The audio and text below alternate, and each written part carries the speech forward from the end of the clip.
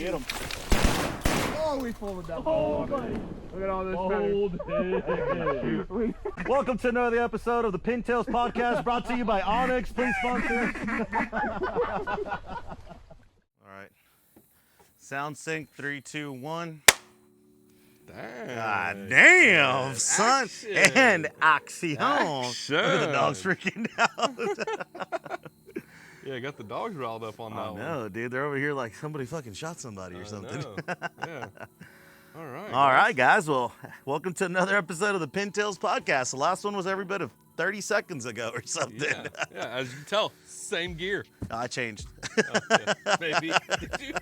I refreshened my makeup a little bit. There you I go. wanted to make sure I'd be good for the Yep. pod. You know? Had to have the makeup break for sure. All right, guys. So, where should we go with this? You want to talk about? Dude, dove season. All right. So We're dove almost here. season is coming up, boys. Yep. And it's now the end of July, beginning of August by the time this thing drops. And 1 month until we start all getting prepped. Dude, 2 weeks and we get to buy licenses. August right. 15th, it opens up in the state of Texas. That's right. So, What was that early birthday present for you? you know, it is. Baby, I want the super combo. Go ahead and get a, migratory board and all that other stuff, right. archery and Yep. federal duck stamp That's and all right. that stuff. That's right. But I'm excited. Dove season's coming up, and we've got some baller ideas and episodes coming up for you guys. Yeah. Ryan up here is going to be down hunting in the Dallas area. I'll be hunting a little bit further south. I might be going down to Port Mansfield, actually. Okay. Hunting around That'll be fun. Raymondville, Harlingen, South Texas. Shane bring you down there? Or? Yeah, Yeah. going down there with Shane and his family. Shane's old man, he's big into dove hunting, so they got this baller ass lease down there, Okay. close to Hargill.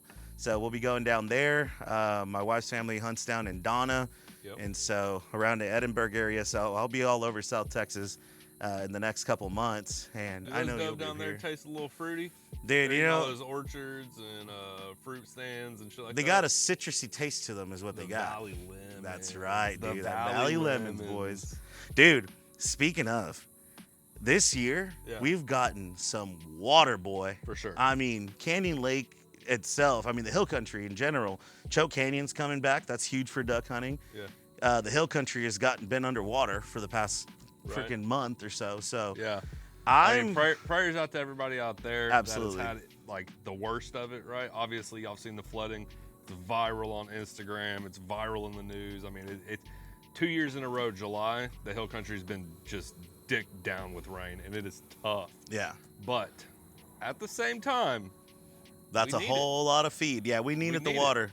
I always say I never curse the rain, just its timing. You know what I mean? for sure. But dude, I just this year there's been a lot of water. The crops have been doing real good. Yeah. Yeah. July 4th is harvest day for a lot of people, Yeah. especially down south. So a lot of that milo, a lot of that corn, sesame, all that stuff's cut. Some of it is still Okay. standing for the for some farms out there that like to invite some dove hunters and stuff. But I've been talking to some people, man, down there that have been doing it for years, and they're predicting one of the best dove seasons that we've had. Now, the past couple years, like last year, or the years before that, it was rough. We were in drought, and that forced a lot of the birds to concentrate. So it was harder to find them because there weren't so plentiful out there. But once you found the X, it was game on. This year, however, they're going to be a little bit more scattered, Yeah, they'll be all over the place. which is good because you'll have, I guess, more opportunities. They're Yeah. not as locked down. Maybe they'll be fewer and far between, but there will be more available. I mean, I think that takes advantage of the migratory bird, right? Right. Like, it sucks when we go into these droughts and everything gets narrowed down into this alleyway that just either pushes them left, pushes them right, but like with El Nino, I guess that's Yeah. what everybody's blaming it on, but all this water is just covering everything back up. I mean, we're covered up here. I've seen milo fields, wheat fields, sunflower fields up here that are just blooming. That's awesome. And no one's cutting anything yet. And when they do, man, it's going to be on. Yeah, I know. I'm really excited to see what happens because I know last year we got a little bit of water, but the weather wasn't the best. This heat, for ducks, it wasn't the best. I know Arkansas and Missouri saw the same effects that we did, Louisiana, but I'm excited to see what dove season does because I think that it's going to be a good predictor for duck season. Yeah. So I'm just excited to go out there and shoot some birds, man. I think it'll be fun. Yeah. So what are your predictions? Do you think you'll do better or worse than last year? I always pray for a better year, dude. That's Every right. year I pray for a better year. But you never know. I mean, I was lucky enough to meet up with this guy last year that has a beautiful piece of property north of me. And opening day, I limited by 8 o'clock. I went out there probably that's awesome. 10 times over the season and never shot less than like 7 birds. That's awesome. Yeah, I didn't have to stay out there long. It was a great time. The fact that it's less than like 30 minutes from the house. Yeah, that's solid. Obviously makes it easy. Yeah. And just the fact that the landowner's super cool. Like, he's come out there with me. He's a big-time real estate guy. And, Nice. Yeah, he's super down to earth, like super chill. So I expect this year, with the sunflowers I saw up when I was doing a little cruise a couple of weeks ago up there, I think it's going to be money. Hell yeah. Overall. Hell I mean, if you got tanks in South Texas, I got a buddy down in Three Rivers that said last couple of years they've been empty. He said this year they're like 3/4 of the way, if not all the way full right now. Yeah. And he says, you remember back in college when we used to just watch those birds dive bomb and we'd shoot them right over the pond? And I was like, yeah. He was like, dude, I'm watching them do that right now. I can't wait Hell for the yeah. season to come. So You know, I've been seeing birds down there already, man. Oh, you sure. know, they're I mean, they're not there like mosquitoes yet, but Right. they're definitely getting there. Yeah. And I just, dude, I like you said, Buddy Cesar, shout out Buddy Cesar. He's got that place in Elmendorf. He's got the pond. Yep. Dude, that place last year we struggled to see some water on it and stuff. And you know, we prayed for rain, and thank God we saw water. I think like on August 30th or 31st, we had this like random rainstorm that came in, filled up the pond, and we were like, hell yeah, let's go. And it was so dry that just as quick as it came, it went. It was gone. But this year, everything's so saturated with water and stuff, and all the other ponds are full that, man, I'm excited to see what happens. But I know everybody's had a good season with growth. Everybody, thank God, the farmers really needed it. Yep. So I'm excited. I'm excited to see what all this new habitat formation and creation is going to do for the birds. I'm happy to see that they're going to have plenty of water and food to eat. Hopefully they come and they decide to stay here for a while, and that gives us more opportunities. So I guess we'll just have to see. For sure. You running any new decoys this year? Any Dude, new setups? You know, last year I ran for dove or for duck. For dove. So for This dove, this one's about dove, guys. Yeah. If you don't want to listen to them white wings flap, go to the next video. But I promise you, they are just as fun as duck. you know, actually it's funny you say that. Last year, or was it the year before that? Well, I bought that Lucky Dove flocker. Yeah. And I was a Mojo guy, but you know, it's cool to see when brands out there in the industry make products that can help other brands. If y'all don't know what the Lucky Dove flocker is, it's pretty much like a stand with a motor and 2 wings that come out, and they'll hold a flapper decoy on the ends, and then that thing spins as the little decoys themselves are spinning. So imagine 2 Mojos just spinning around, round and round, little twirly birds. Yep. And it's cool because they make the little adapter for the Mojos, so it comes with the 2 motion decoys. It comes with stands, but I can also throw my Mojos on there, which is really cool to see Right. a brand do something for another brand. But I'm gonna be running that setup, and I don't know, man. I'm gonna see what happens with it. I also bought those little flickers that come out. Yep. I had 4, and I bought another 4 that I intended to use for duck season, but Okay. because it's the same exact thing except the duck one floats, now I have 8 of those flickers that I intend to be using out there in the field. So I think I'm gonna use a combination of that plus the flickers only, and we'll see what happens. A lot of people say that at the beginning of the season, birds are a lot more, I guess, decoy friendly. They just dive right towards them. Yeah. I mean, Towards that's for the- ducks for sure. But you feel like dove actually like get decoy shy? Yeah, I think so. Like They've been, Harvard educated dove? dude, they have been shot at so much, man, that Yeah. they're bobbing and weaving and stuff. And Yeah. you know, later in the season, I saw it for ducks, but I've seen it for dove also, especially dove. That at the end of the season, less is definitely more. Yeah. I've sat out there and put one little just Mojo dove out there, and I'll see birds turn and go towards it. Yeah. Versus I put my little flocker out there because I got it towards the end of the season, unfortunately, and they'd see it and they were gone. So I don't know, man. We'll see what happens, but I think for now the plan is going to be setting up a field of flickers, putting up my little flocker, and then just kind of seeing what happens. I think it'll work. What do you think you're gonna do? 2 mojos, a chair, and a couple of beer. Send it. You know, Send that's it. really it, man. I mean, my best years are sitting on the back of a truck, literally like no hide at all, just sitting in a chair. I'll have my turtle box playing like low music. I won't be jamming out there, but I'll have some low music going. And then maybe a couple of beer if I'm doing an afternoon hunt. Yeah. Maybe not 7 in the morning, but Yeah. you know, honey bun and a Celsius or Red Bull. Come on with it. Big chillin'. Yeah. You know, they come in and try to smack them, but I usually don't run more than maybe 3 mojos. Or the Lucky Duck mojos, but they do it for me, you know. And I'm the same way. Like I try to get there, hunt the morning. At the morning shit, I'm watching the field, trying to figure out where they're at. Mm-hmm. Because migratory, they're kind of on the same flight path. They're going from feed to rest to feed to rest. So if I see them hitting that other corner, like the afternoon, that's just where I'll go set up. Do you do a lot of scouting when it comes to dove season? Not really. You know, like I'm on the spot scout. Yeah. Like I'll be aware of my situation. But What side of the field are they on type deal? If I'm hunting the southwest corner and I need to get over to the middle of the field or the far west side, or far east side, I can move over there, right? But as far as like chasing them down, no, because I feel like they're all over the place. Yeah. When it comes to like ducks, when I'm scouting, I'm looking more for the water features. Like I'm looking for the pond, the river, Wind the direction. lake, the wind, the access, stuff like that. But for dove hunting, I'm hopping in somebody's field, pulling my truck straight into it. So it's not really anything crazy. I've never really checked wind direction or speed for dove hunting. I just kind of go out there and just kind of have a day, you know, because most of the times I'm just excited to be out there anyways. Yeah. But dude, I mean, I've sat there and I've watched high flyers. I mean, just up in the sky, dude, just start diving all the way down when they see, like, and you'll sit there and I've clocked it.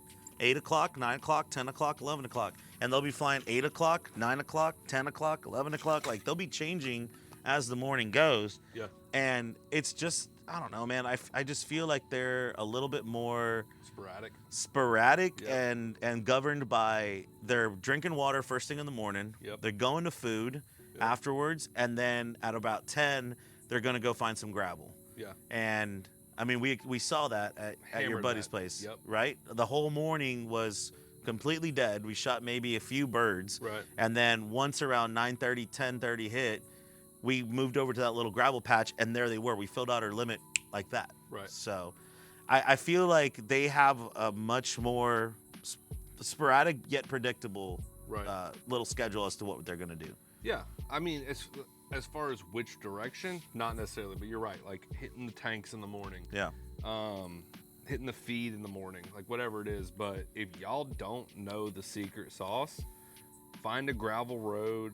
That's why everybody parks on a caliche road on a big field in South Texas, whatever it is. Like if you got a skipjack on your property that's got all types of gravel on there, just post up around that thing. And I promise you, come mid-morning, they will just be getting in there to get those little pebbles down their crawl. Yeah, they're little. It goes into their gizzard. The gizzard, and cleans out their gizzard and makes it to where they can survive. So and if you know guys, where to find them. Yeah, and if you guys haven't dove hunted all that much, just keep in mind dove are very, very much so structure oriented.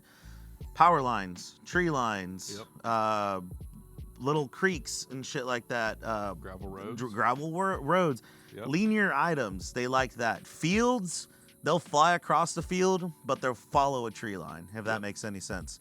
And a lot of times when you're hunting, I know like at Cesar's place, we're just kind of like around this pond surrounded by mesquite everywhere. Right. Dude, they'll fly right over the tips of that mesquite. Sometimes you'll see them get tall and then they'll start coming down from the heavens. But most of the time, they're coming right over those mesquite trees. So if you're setting up on a tree line, just kind of be savvy of where they're flying from. And you can almost guarantee that they're going to keep flying from that direction, at least for a little while, and you'll be able to pattern them out. But like linear items, just think linear items for dove as a general rule of thumb. Of course, it always changes, but that seems to work for me. That works. Yeah, I mean, that really is it. Dude, I got one more question for you. Just kidding. You Just know, kidding. Or are we? Not dumping corn. I got one question for you. Yeah. Do you believe that there is a difference in your success between early season versus late season? And I'm going to specifically talk about early September to mid-October, the differences between those two. I mean, yeah, birds are migrating, right? Like, Right. so they're moving from north all the way down to Argentina. So in our minds, we see birds fly all around these fields, but in the grand scheme of things, if you were to take a bunch, I don't know, a population of 100,000 dove Yeah. and track it, it would be moving from north to south, right? So our season opens up when they're pretty much hitting Oklahoma / Texas, right? And then it kind of pushes down to South Texas and then from there on down. So I think that when the season starts, one, no pressure. They've been just feeding without hearing a single pop of a shotgun. Yeah. Not missing any of their homies, nothing like that. But then finally, we start popping off, and I think the beginning of the season is always going to be the best, right? Now, for ducks, it's different because they're getting pushed down like by cold fronts, and I don't think dove necessarily are opposed to our heat down here. Yeah. You know, so I don't think that's. I think they like it. Issue. Oh yeah, I mean they're here. They're here already. Yeah. Right? It's July 30th. You know, I feel, not as devil's advocate, but truly, I feel like I've had more success in the later season than in the early season. To me, traditionally, I feel you're further south. Well, maybe, but I mean, I grew up hunting around Eagle Pass, which is, if y'all don't know where that is, it's between Del Rio and Laredo on the Mexican border, right on the river. And I mean, dude, I've hunted from there to San Antonio to South Texas, and for some reason, I mean, I have found that when I hunt October, I have more success than when I hunt September. I don't know why. Maybe it's a me thing, but I don't know. I just feel like there's a little bit more birds by then or something. You may not be wrong. I think that like the start of the season, if we have a cold snap, late August, mid-August, something like that, up north, right? We're talking the Dakotas, we're talking Canada. If they get a good cold snap up there, that's what gets the ball rolling, right? But if they don't have the first cold snap, then the big push doesn't start, which just delays everything. But you're talking September, October, you're talking a 30-day span. Is that enough time to really say beginning and late season? Like for ducks, we start September for teal. Yeah. Right, and then go all the way to February. Right. So like that's early, that's late. We go from wearing t-shirts to wearing puffer jackets. So freezing in some lakes, boys. You know what I mean? Yeah, real cold. But you know what? It just hit me right now, and this will be a question that I leave for you guys. What do you guys think? Put it in the comments down below. Maybe, just maybe, talking about cold snaps. Maybe them birds start flying September, and they're going. Yeah. But October hits, and up north, those cold snaps start hitting, and those birds that were there that hadn't migrated yet, now they're all pushing because they don't have a choice. They can't survive the winter. Right. And maybe that's what I was getting in those past years, you know? Because I'm not going to lie, the past years it did get cold. Last year was kind of a freak year, but maybe that's what it was. What do you guys think? Down in the comments below, let us know what you guys think. I'm just curious to hear y'all's opinion, but I also know that there's been, season openers where it's just lights out in 30 minutes, you know? Lights out in 20 minutes, 15 minutes. And so, I don't know. I mean, we've been out there in Uvalde before where it's just 10 minutes and you're done, 15 minutes and you're done. So, dude, that's how it was at Bradley's place back in the day. Yeah. I mean, Bradley, if you're watching this, man, you know those times we were at your parents' place, that was some of the best dove hunting I've ever had. Shout out Bradley. Yeah. Yeah. Also, if you need a good lawyer, hit up Bradley. Fantastic Shout out Bradley. Lawyer. Can confirm. Yeah. But I mean, I've been hunting the San Antonio area from 2010 to 2016. And then moved up here, and I will say that the birds are here earlier. Yeah. And I mean, that makes sense though, because if we get them here, it's cooler up here than it is there. Yeah. So I mean, at the end of the day, they might just be waiting for Kansas, Oklahoma for the to final get a snap. snap. Yeah, for the final snap. Yeah. Right, to where the numbers just have to push past us. Because I will say they're like you hunted kind of towards the end of the season last year up here, and it was super slow. Now we got our limit on that gravel patch, but at the beginning of the season, they were all here. Yeah. So they probably just all make it down there and call it a day. Well, I guess we'll just have to see. But I guess if you ask us for our final predictions, I think that with as much feed and everything and water that we've gotten, I think it's definitely going to be a better season this year. We'll just have to wait and see what happens. And I think that this winter's actually going to be cold. Maybe there's more moisture in the air. I don't know. This whole El Nino thing's going on at the same time. So I just have a feeling that it's going to be cooler this year, not as hot as it was last year. So hopefully that'll be some good things. Yeah. I don't know. What are your final thoughts? I would also be cool with it not getting like freezing cold and just be cold and wet. You know, I want everything up north to freeze, but I need us to have like a mild winter. Yeah. So the birds stay. And Oh, stop that'd be pushing good. south. Yeah, that'd be Because nice. they don't just stop at the border. They're not American citizens. Like, these guys are going. They're all adios and vacadios, Yeah, boy. Yeah, they're you going. know? They're going to Cancun for spring break. That's They're right. out. They're like winter break. We're gone. That's right. So. Well, we'll just have to guess. I guess we'll just have to wait and see what happens. But Yep. speaking of dove season, there's a reason that this stuff is sitting here. Yep. We are not sponsored by Migra. No. That is not the reason that it is here. That's but we right. would love to be. So if you're watching, like and subscribe to Migra for sure. Yeah, for sure. Yeah. We promised you guys in the past, 2 episodes or something, Yeah. that we would have a special giveaway going on. Yep. And a little bit of a surprise. So in honor of this being the first time that we can actually shoot a video and dove season coming up and we're excited, we're giving away a case of Migra ammunition dove loads. If Yep. you guys haven't hunted with this stuff, it is phenomenal. It is a stacked load. Ryan, tell them more about it. You've Yeah. hunted with it a bunch. I did, man. I've spent the last 2 seasons hunting with this stuff. It's 2 3/4, 7.5 on top of a 9 on a stack. It's crazy that you can get a stack load for the price of this stuff. I mean, I think a box is still only like $10, $11. And that's what Remington's regular stuff we've all been shooting our whole lives is. Yeah. The stack is fantastic. When they're close, when they're far, it hits hard. It's 1 1/4 ounce, 1350 feet per second. Which I happen to think is the perfect speed, by the way. Me too. Yeah. Like I when shot. you're leading that bird, it's the way to go. It's fast enough, and it's just right. I don't know. Yeah. I think it's just perfect, and it's still an ounce or an ounce and a quarter shot. Yep. So you're getting some push with that. So Yeah. I think it's fantastic stuff. It's also high brass, so you get that kick behind it. That 1350 for me, man, when dove season comes around, especially, like, since I'm messing around, not being laser focused, it's nice to be able to just grab my gun, lift up, and boom. Adios. You know, like I don't have to like think about where I'm traveling with it. If I see the bird, I can just lift up and shoot, and that projectile is moving as fast as it needs to. You know what I like about it the most is the Migra, because I hunt duck with Migra ammunition, also stacked 2.4 shot. Yep. It's a very similar speed. It's the duck load is a faster load. It's a 3-inch shell, but it's a similar speed. So I don't go from 1150 feet per second on Right. dove to 1600 or 1550, which is Migra feet per second, and then my lead times are all messed up. Yep. 1350, Consistency. yeah, it's fast enough, and I can dovetail from pun intended. Dovetail. I can dovetail from dove season to duck season with ease. So Yep. we wanted to share the love with you guys. We think Migra, like we said before, puts out an amazing product, and we want to share it with the world. Yep. We want to share it with you guys, and thank you guys. So there will be some rules that we have to enforce. You must be 18 or older to enter the contest. Ryan, walk them through the rules. For sure. So, super easy way to enter in the contest. So, first you need to like, subscribe, and follow us on Instagram and YouTube.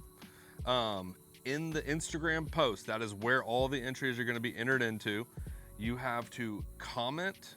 You got to tag Migra and 2 of your buddies.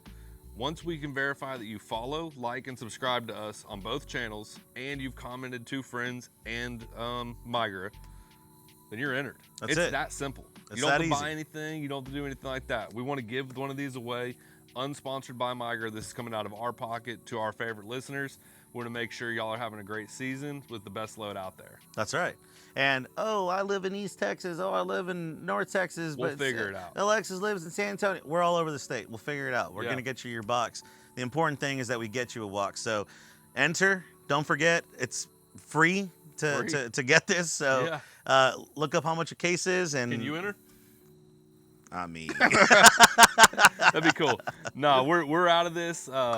That's right. I've never won any of these, but I see them all the time. I thought it would be cool. Alexis, I thought it would be cool. Dude, I would lose the contest that I would make for myself to win. Yeah, I promise you. I couldn't cheat to win this thing. That's right. So, but the good thing is we don't have a lot of followers. So That's if right. you enter into this contest, the likelihood of you winning is a lot more than you probably following Sitka try to win $1,000 giveaway or something like that. I think right now we're sitting at like 60 or 50 followers. So your odds are pretty damn good. And if this contest goes good, we plan to have another one for waterfowl season. For sure. So like I said, go in there, do your thing, drop your likes, follow, subscribes, all that good stuff.